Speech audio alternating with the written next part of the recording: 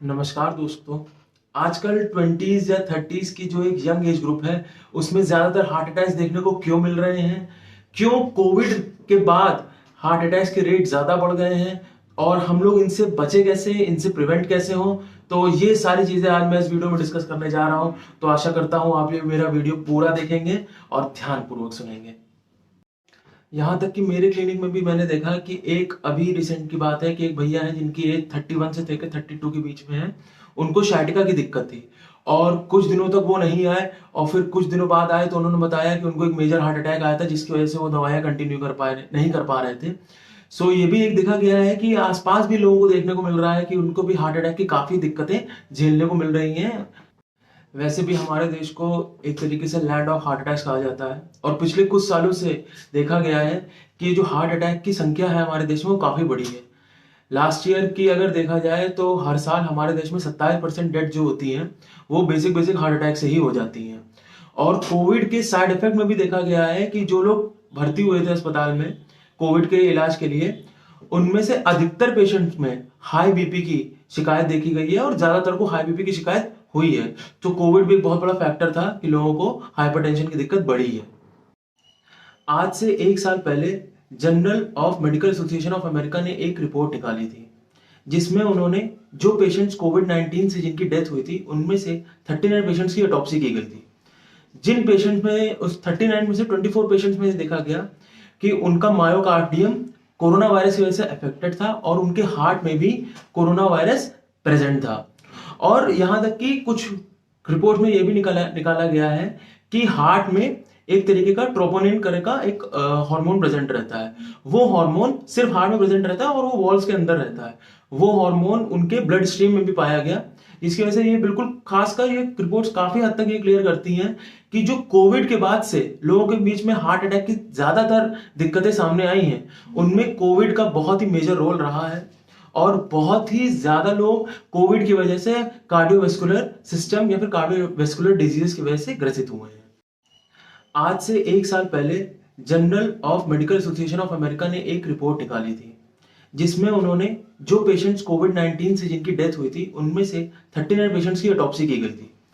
जिन patients में उस 39 में से 24 पेशेंट्स में देखा गया कि उनका मायोकार्डियम कोरोना वायरस की वजह से अफेक्टेड था और उनके हार्ट में भी कोरोना वायरस प्रेजेंट था।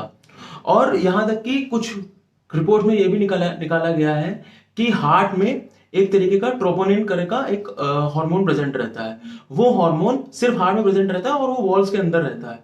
वो हार्मोन उनके ब्लड स्ट्रीम में भी पाया गया, इसकी वजह से ये बिल्कुल खासकर ये रिपोर्ट्स काफी हद तक ये क्लियर करती हैं कि जो कोविड के बाद से लोगों के बीच में हार्ट अटैक की ज्यादातर दिक्कतें सामने आई हैं उनमें कोविड का बहुत ही मेजर रोल रहा है। और बहुत ही ज्यादा लोग कोविड की वजह से कार्डियोवैस्कुलर सिस्टम या फिर कार्डियोवैस्कुलर डिजीज की वजह से ग्रसित हुए हैं। ऐसे ही हमारे इंडिया के ICMR की रिपोर्ट भी काफी शॉकिंग है। उन्होंने अपनी रिपोर्ट में साफ साफ मेंशन किया है कि जो पेशेंट्स फर्स्ट और सेकेंड वेव में हॉस्पिटल्स में एडमिट हुए थे उनमें से 6.5% लोगों की डेथ आफ्टर 1 ईयर ही हो गई। ये test national clinical registrar for Covid 19 ने 31 हॉस्पिटल के 14,419 पेशेंट्स पे किया था। दूसरा कारण स्ट्रेस और एंजाइटी भी हो सकता है। मेरे हिसाब से इस न्यू एज ग्रुप में स्ट्रेस और एंजाइटी काफी हद तक प्रभावित करता है पेशेंट्स को। काफी हद तक पेशेंट्स स्ट्रेस और एंजाइटी से ग्रसित हैं। यहाँ तक कि यंग एज ग्रुप में तो कई लोग अभी से ही उनकी 25 या 35 की एज ग्रुप में ही अभी से ही वो लोग एंटी डिप्रेसेंट में हैं और काफी मेजॉरिटी में ये चीज देखी गई है। सो ये भी एक और कारण हो सकता है हार्ट अटैक्स की रेट को बढ़ने का इन यंग जनरेशन में। कॉलेज और स्कूल के स्टूडेंट्स में भी काफी हद तक स्ट्रेस और एंजाइटी पाई गई है। किसी को एग्जाम पास करने की टेंशन है तो किसी को एग्जाम होने के बाद के पैसे कमाने की टेंशन है, किसी को अपनी गर्लफ्रेंड की वजह से टेंशन है तो किसी को फैमिली प्रेशर की वजह से टेंशन है। तो और काफी स्ट्रेस में है। सो एक ये भी कारण हो सकता है। दूसरा है नींद नहीं अच्छी आना। जिन पेशेंट में बहुत दिनों तक या फिर बहुत दिक्कतें चल रही हैं कि उनको प्रॉपर नींद नहीं आती है और अच्छी नींद नहीं आ रही है, ये भी एक कारण हो सकता है कि आपको हार्ट से रिलेटेड दिक्कतें बढ़ने का। तीसरा है अल्कोहल कंजम्पशन। अब आप ये बात मानिए, ये शर्तिया बात है, एक तरीके से बिल्कुल प्रूवन है कि अल्कोहल कंजम्पशन हमारी कंट्री में की जो एज होनी चाहिए उसमें काफी कम तक कम हो गया है। लोग पीयर प्रेशर में अल्कोहल कंज्यूम कर रहे हैं, तो कुछ लोग स्ट्रेस का नाम लेके अल्कोहल कंज्यूम कर रहे हैं, जिसकी वजह से लोगों में हार्ट डिजीजेस बढ़ती जा रही हैं। जंक फूड और अनहेल्दी फूड की प्रैक्टिस भी काफी हद तक हमारे आपस में यंग एज ग्रुप में बढ़ती ही चली जा रही है। अगर आप अनहेल्दी फूड नहीं खाते हैं तो आपको एक बैकवर्ड क्लास में गिनती करी जाती है। आप प्लीज इन सब चीजों में ध्यान ना दें, काफी हद तक एक रिच और हेल्दी फूड की डाइट लेना शुरू करें। बाहर की चीजों को बिल्कुल बंद करें। एक तरीके से जो चीज आपकी थाली में सारी तरीके के मैक्रो न्यूट्रिएंट्स को एक तरीके से कंफाइन करती हो, उसी तरीके की डाइट लेना शुरू करें। बाहर की खाने की अनहेल्दी प्रैक्टिस को बिल्कुल रोक दिया जाए। कई चीज में यह भी कारण होता है कि लोग बिल्कुल भी फिजिकल एक्टिविटी नहीं कर रहे हैं। आजकल के टाइम पे लोग अपने डेस्क जॉब में ही इतना बिजी हैं कि उनके पास फिजिकल एक्टिविटी करने का कोई भी समय है ही नहीं, जिसके कारण लोगों में हाइपरटेंशन और हार्ट से रिलेटेड बहुत सारी दिक्कतें बढ़ती चली जा रही हैं। उनका मोटापा बढ़ता चला जा रहा है, उनका ग्लूकोज लेवल हाई बढ़ता चला जा रहा है, और जिसकी वजह से उनको कई सारी चीजों का सामना करना पड़ रहा है। अब आते हैं हम लोग प्रिवेंशन या फिर बचाव पर। अब आप लोग इस हेल्थ डिजीज से या फिर हार्ट अटैक से कैसे बच सकते हैं? तो सबसे पहले अपनी जितनी भी जो आपकी नजर में आपकी अनहेल्दी प्रैक्टिसेस हैं उनको बंद करिए, हेल्दी प्रैक्टिसेस को कंटिन्यू करिए। दूसरी बात, फिजिकल एक्टिविटी बहुत इंपॉर्टेंट है। आप अगर किसी तरीके की फिजिकल एक्टिविटी नहीं कर रहे हैं तो आप एक चीज ये समझ लीजिए कि आपके हार्ट अटैक के होने के चांसेस बढ़ ही रहे हैं, कम नहीं हो रहे हैं।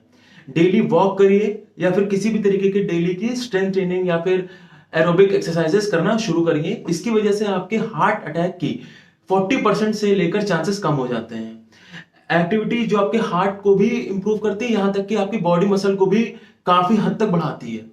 आपके बॉडी मसल स्ट्रांग होने की वजह से ही आपके एंजाइटी, स्ट्रेस और यहां तक कि आपके इमोशनल कोड को भी वो चीजें काफी हद तक कवर करती हैं।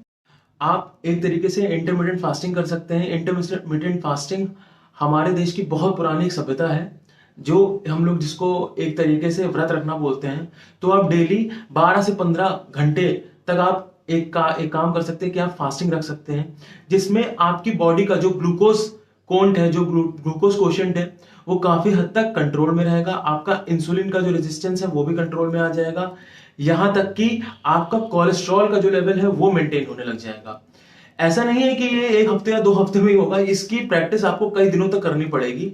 इससे आपके हार्ट से रिलेटेड जितनी भी प्रॉब्लम्स हैं और आपकी जो बॉडी की एक तरीके से वीकनेस है या फिर आप एक मेंटली उस चीज को स्टेबल नहीं हो पा रहे किसी भी चैलेंजेस को, जो अपकमिंग चैलेंजेस आ रहे हैं आपकी लाइफ में, तो ये सब चीजें आपको काफी हद तक मजबूत रखती हैं, काफी हद तक आपके हार्ट को हेल्दी रखती हैं। आईसीएमआर की काफी रिपोर्ट्स ये कहती हैं कि जो लोग एरोबिक एक्सरसाइज करते हैं, जैसे कि वॉक, रनिंग, जॉगिंग, स्विमिंग, और जो लोग स्ट्रेंथ ट्रेनिंग करते हैं, जैसे कि अपने बॉडी वेट से ट्रेन करते हैं या फिर जिम जाते हैं या फिर वेट्स उठाते हैं, उनकी लाइफ स्पैन काफी सही और काफी हेल्दी और काफी लंबी भी होती है। सो आप लोग इस चीज को समझिए कि बॉडी वेट से ट्रेन करना या फिर किसी भी तरीके की एक्सरसाइज करना काफी ही इंपॉर्टेंट है, अगर आप यंग एज ग्रुप में हैं तो, या फिर आप एक किसी भी एज ग्रुप में हैं, मगर हल्की फुल्की एक्टिविटी आपको दिन में करनी बहुत जरूरी है।